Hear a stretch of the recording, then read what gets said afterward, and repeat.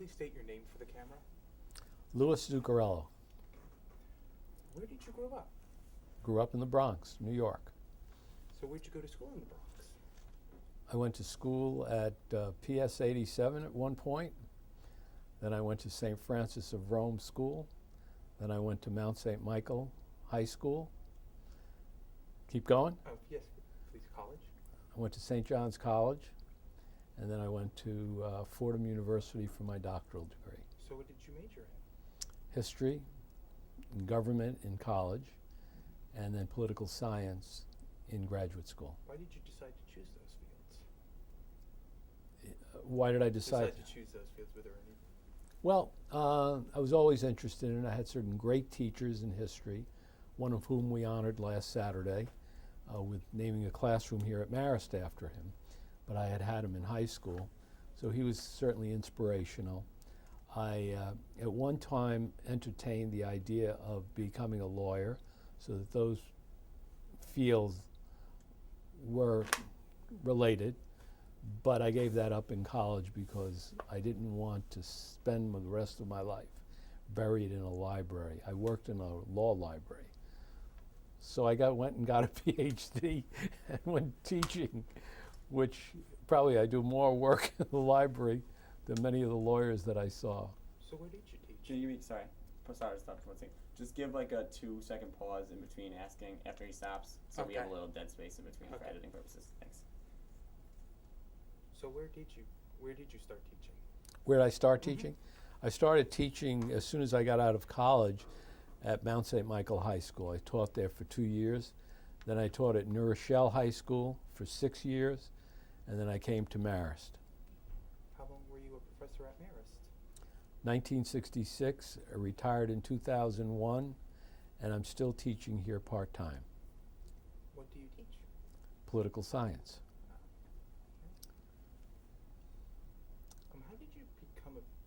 How did you become affiliated with Mount Carmel Parish? In the late 1980s, we were looking for a new parish. We had been in another parish in the Poughkeepsie area. Father Lamort was appointed as pastor of Mount Carmel Parish. We knew Father Lamort from his previous association at Marist. He was basically in the same neighborhood that I grew up in the Bronx. He went to Mount St. Michael High School, so we had linkages, and that was our reason for going there. Since you happen to know quite a bit about Mount Carmel Parish, where and when did the push come to establish a separate Italian church? Did St. Peter's itself play a significant role in facilitating that process? Well, I think there's two questions there. The first question is really the major Italian settlement in Poughkeepsie, at least my research shows, was in the middle to the end of the 1880s. And naturally, they got used to Poughkeepsie. They were interested in a religious community. So initially, the Italians in Poughkeepsie were invited or asked, I don't know who took the initiative, to have their religious services in the basement of St. Peter's Church. The pastor of St. Peter's Church was Father Sheehan, who was a very good man. The first pastor was Father Nyland, who had been educated in Italy, spoke Italian, and sought to respond to the spiritual needs of the people at the time.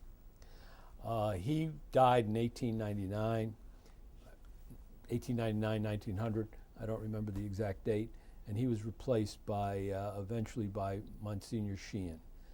Sheehan was the one who was really the pastor of St. Peter's at the time that the Italians got organized and began their push for a church of their own. During the time that they were worshiping in the basement of St. Peter's Church, there was a priest who came over periodically from Mother Cabrini's orphanage across the river in West Park. His name was Father Iacobucci, and he was the person who tended to having Mass for the Italians in Italian. Uh, in the maybe in the early 1900s, the desire for a church of their own began, or at least some place that they could worship. Now, this idea of worshiping in the bottom of St. Peter's Church was not something unique, because throughout the Archdiocese of New York, this was a strategy that was used by Irish churches to accommodate Italian or even Polish newcomers. The Polish people would also worship in the bottom of St. Peter's Church. So it wasn't something unique. In, let's say, in 1905, that era, really the pressure was building to do something, to have a church of their own. They were beginning to accumulate money to that purpose, and in 1908, the Church of Our Lady of Mount Carmel was incorporated. There was no building, but the parish, the community, was initiated. The second question you had was about St. Peter's. St. Peter's accommodated the Italian settlers. They didn't push for a separate church. They didn't stand in the way of a separate church. There were misgivings about where is the church going to be located, what would be the impact on the parish, but for the most part, Monsignor Sheehan was supportive, only interested in making sure that if the church parish was established, that it would be able to support itself. How did Mount Carmel serve the Italian community? Well, in a sense, if you understand what I'm trying to say, it gave them the church back, because now they had a church that they could worship in their own language, with their own practices, their own traditions, their saints. Not that these saints were unique to Italians, but Italians, as part of their culture, especially Southern Italian culture, had the saints and the statues of the saints were an important part of their worship service. So they could have their own church, shaped, conducted the way they understood and the way they wanted. J. Dolan, in his History of American Catholicism, quotes a Polish immigrant. The same thing could have been said about the Italians, that he said, "We're lost here in this country. We don't have our religion. We don't have our prayers. We don't have our God."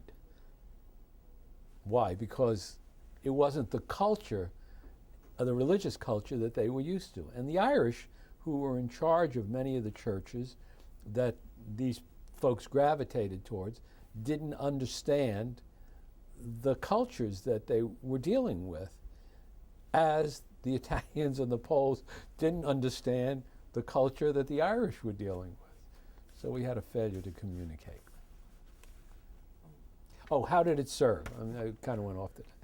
So it obviously served in religious ways, in the spiritual ways, but also the church was much more than a religious institution. It was the social center.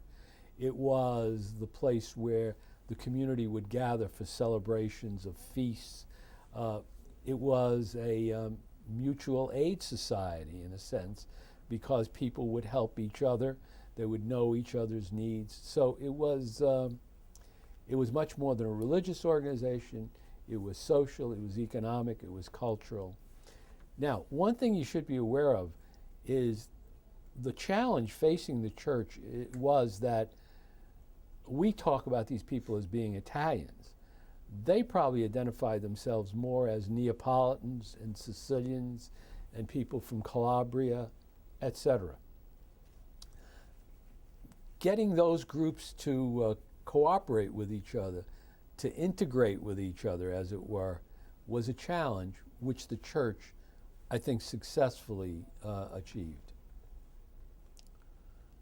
Did Mount Carmel help Italians coming to America help find labor, jobs in the area? I don't know of any specific organized program other than the program of word of mouth. I know this, there's a job here.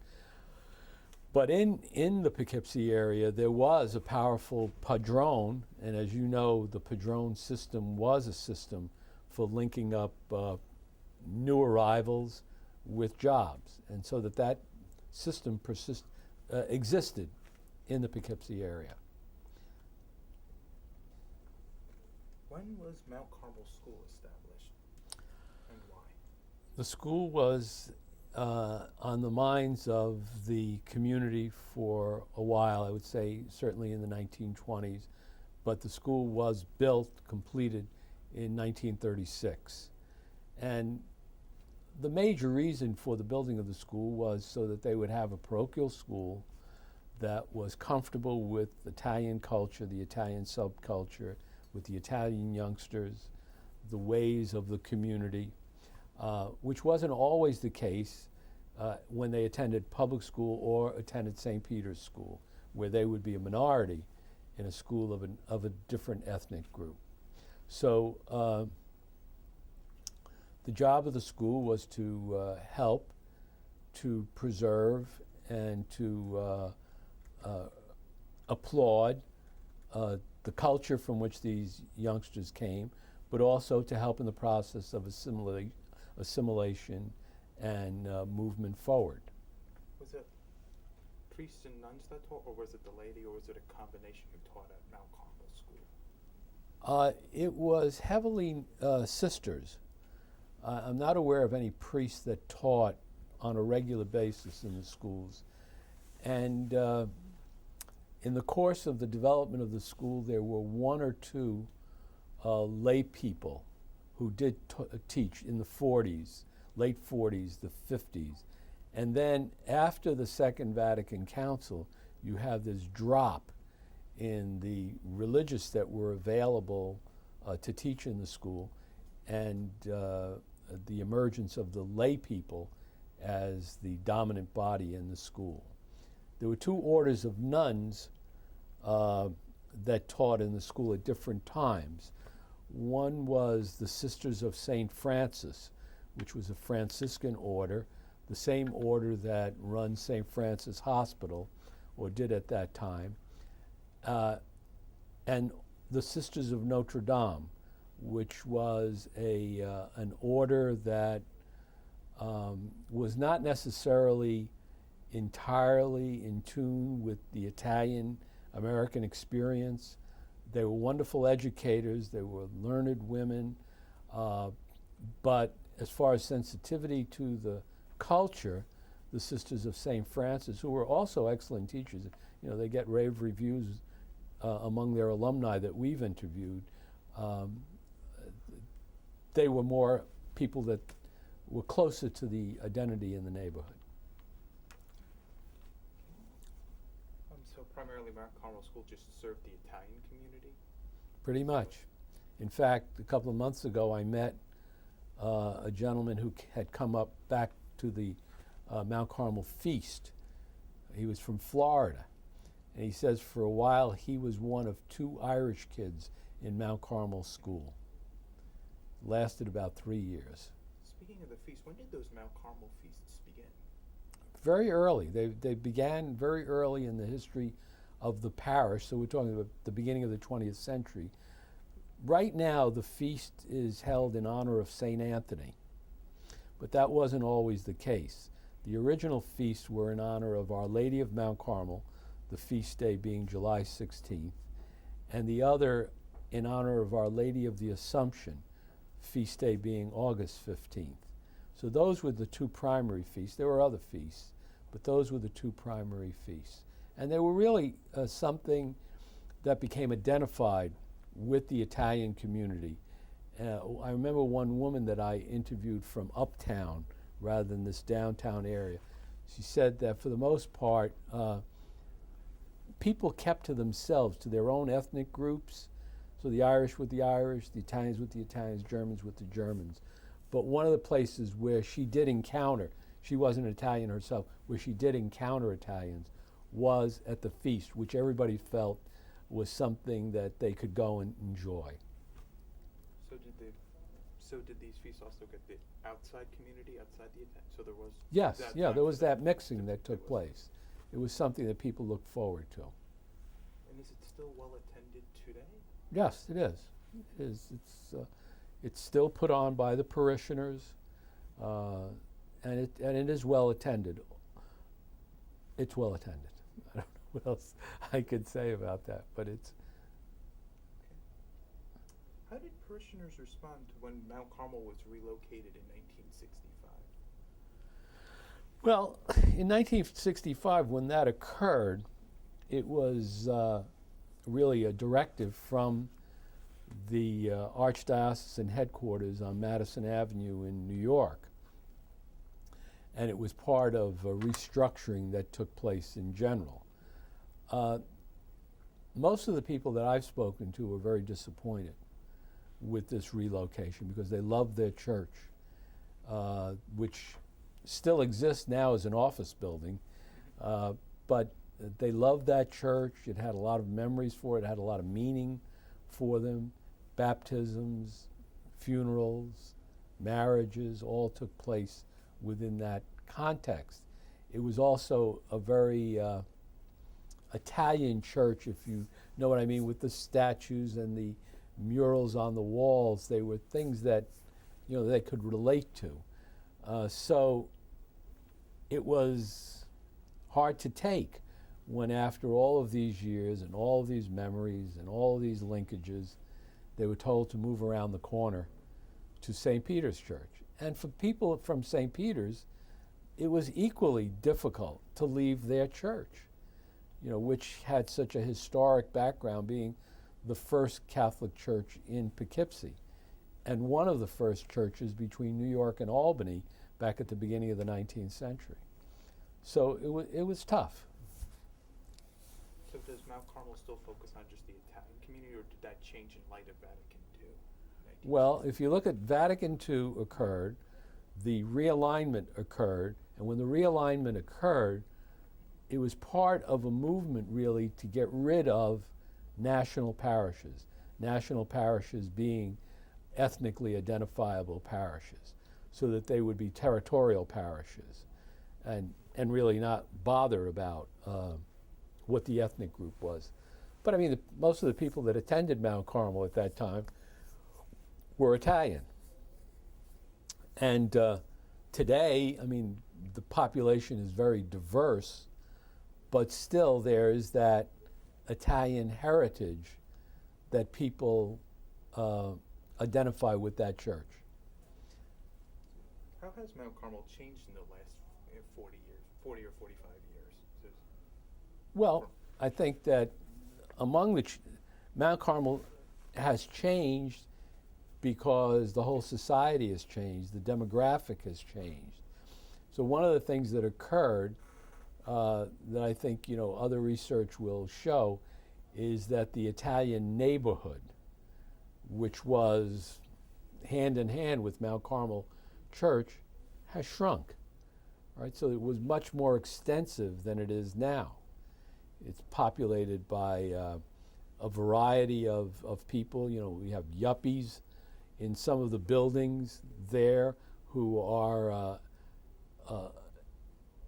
quite favorably disposed to the neighborhood because they have nice living accommodations, can run down to the Metro North, go into the city, so that's one population. We have other ethnic groups. We have African Americans, we have Hispanics in the neighborhood. So it's really a change, and that core Italian neighborhood maybe has shrunk to 2 or 3 blocks now. The other big change that occurred, and that occurred with the city of Poughkeepsie in general, is the movement out to the suburbs. So that the younger people leaving the old neighborhood and establishing themselves in the wider community out in LaGrange, up in Hyde Park, further into East Fishkill, etc.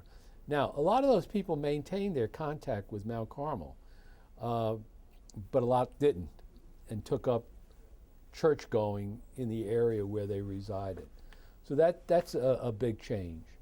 The other thing is that when you talk to some people who've graduated from Mount Carmel School, one of the things that they remember is going to school in the morning, going home for lunch, and then coming back after lunch to resume their school day. That's not possible if the children live far away from the schools that they attend. One of the ways in which Mount Carmel addressed that, tried to address that, and I'm not sure of the dates on this, was to have a bus which went around to the nearby suburbs, picked up the students and brought them back to Mount Carmel. So the recent closing of the Mount Carmel School because of, well, depends on who you talk to, you'll get a different reason as to why the school closed. But I think that demographically, the population of the school was shrinking. And then the population didn't seem like it was going to support the need, the core base that the school had to have to survive. That's indicative of change. And it's a result of the changes that took place.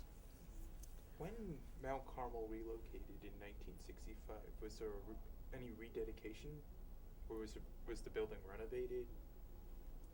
Oh yeah, I mean, yes. In other words, one of the things that occurred at that time was that the two churches, the old Mount Carmel and the old St. Peter's, and what was going to become Mount Carmel, were really built to accommodate a pre-Vatican II church. So initial changes that took place in St. Peter's was to make it more in tune with the post-Vatican II rituals and to the expectations in the church.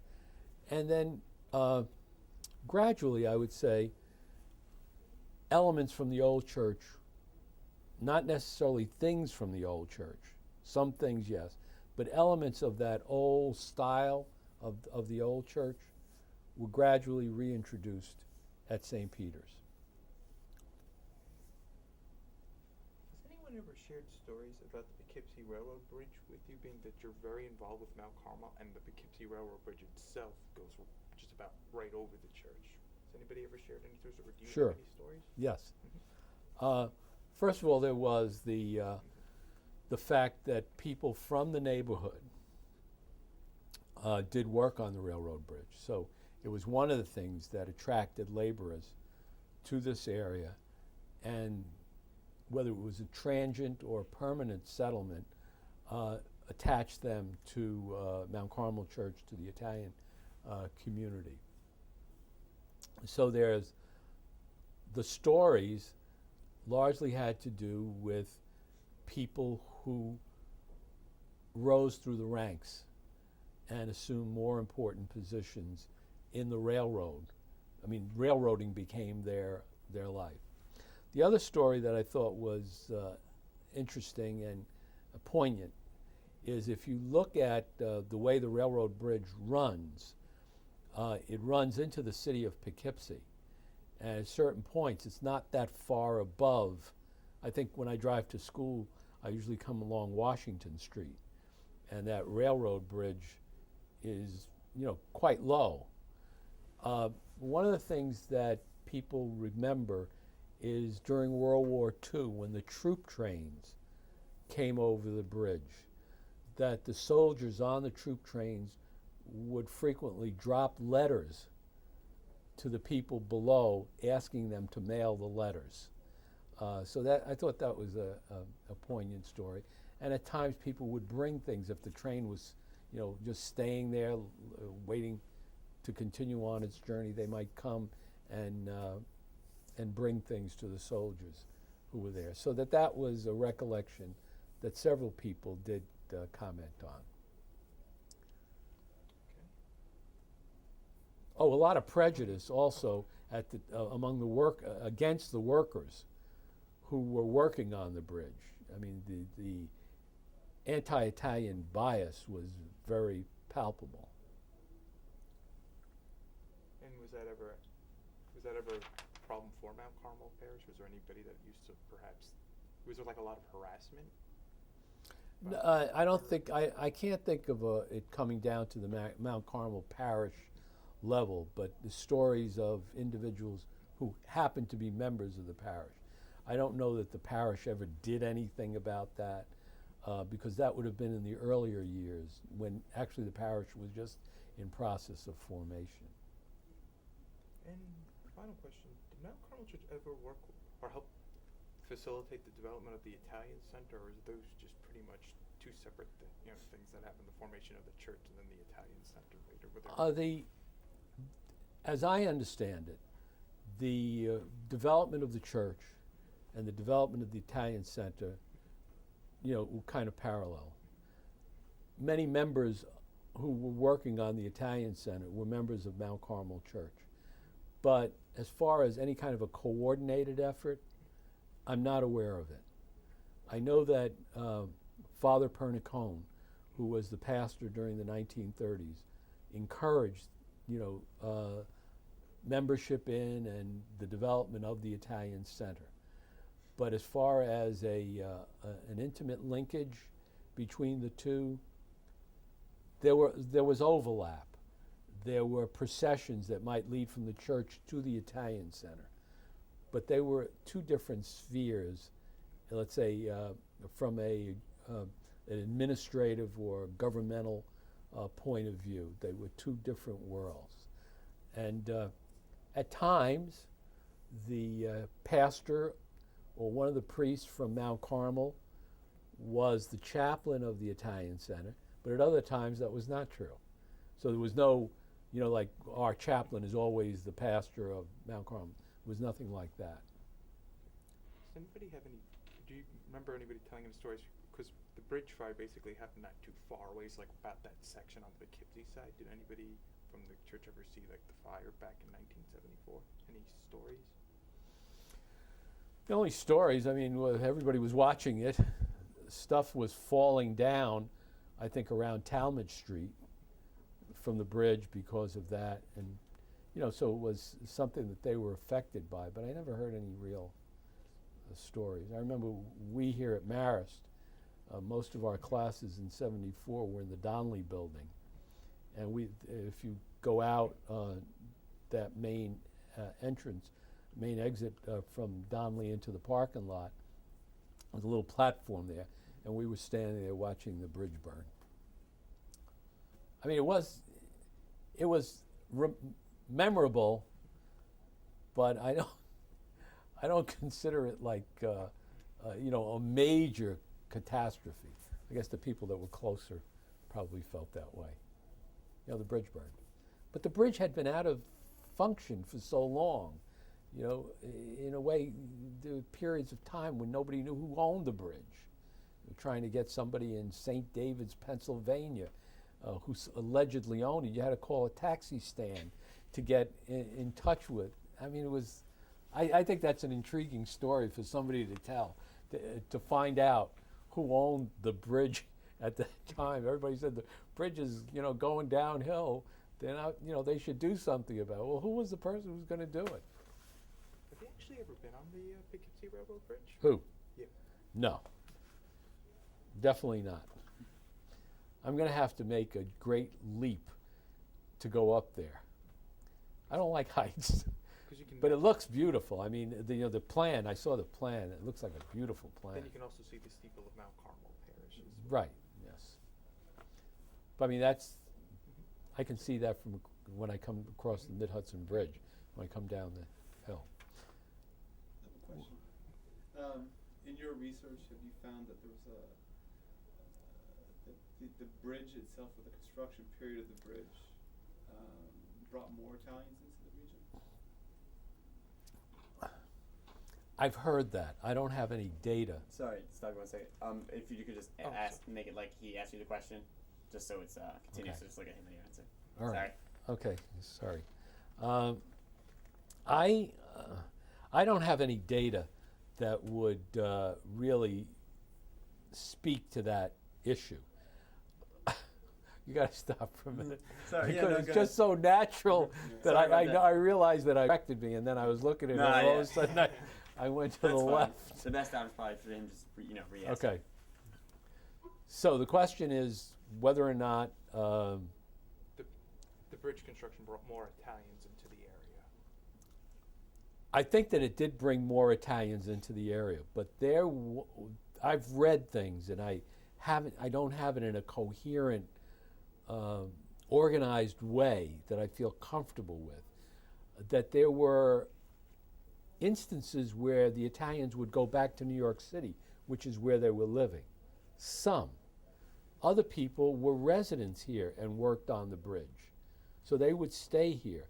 But I would say that there probably was, as a result of the bridge, an influx of Italians, some of whom stayed. But I don't have any data, like numerical data that would back that up. But inferences in the things that I've read are really what I'm going on.